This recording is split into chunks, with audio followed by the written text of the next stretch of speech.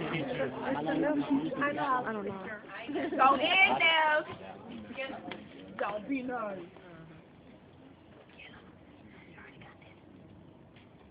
I wanted to believe that at night, downtown Houston was a cemetery for those who were not able to afford proper living conditions. So when the sun sold her soul to the moon, they would dismantle themselves from street corners, pushing siesta shopping carts filled with distorted memories of yesterdays and replications of tomorrow. The lingering stench of failure that follows them is the only reminder of reality, so they bask in it. Abandoned bus stops, public parks, and the front steps of corporate businesses, sleeping with eyes wide shut, blinking not out of habit, but out of hobby, and when morning vomit on the clouds, they resemble zombies hatching with backpacks of cremated ambition. Resurrected scholars are still trying to figure out how degrees turned into cardboard signs, and I forced myself to believe that this was the way of life.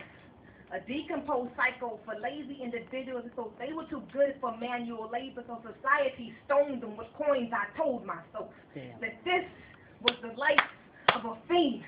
So hold on to your dollar as if it was your golden ticket to heaven. Who knew? Years later to present day, I would be the face of homelessness.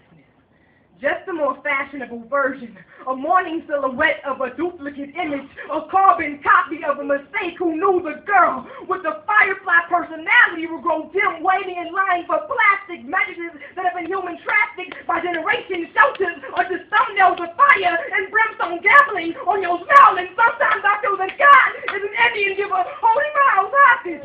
No plan of giving it back, so I must say sorry to the lady on the corner of Beachnet and Gessner who sat like a rusty kickstand, arming to take off but too fearful of falling and sitting up my fault. To the guys at McDonald's who was so eager to be heard, so enthused to talk, but I was too good.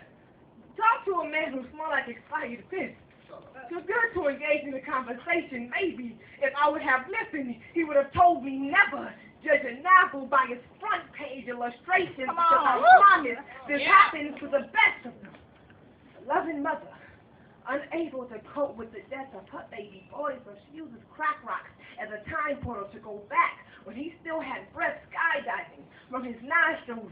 A businessman whose multi-million-dollar company combusted into bankruptcy, but he lost touch or normalcy. These people were once a part of society, but fell off because shit happens. And maybe if we put Facebook to bed, we would know that 1 out of 3 homeless people are under the age of 18. Baby butterflies trying to fly before they even grow wings. We are so anxious to experience them. Anywhere in America, 700,000 to 2 million people are reclining on concrete, pretending it is a silly Posturepedic mattress. So at night, the echo of 3 a.m. car accidents are like lullabies.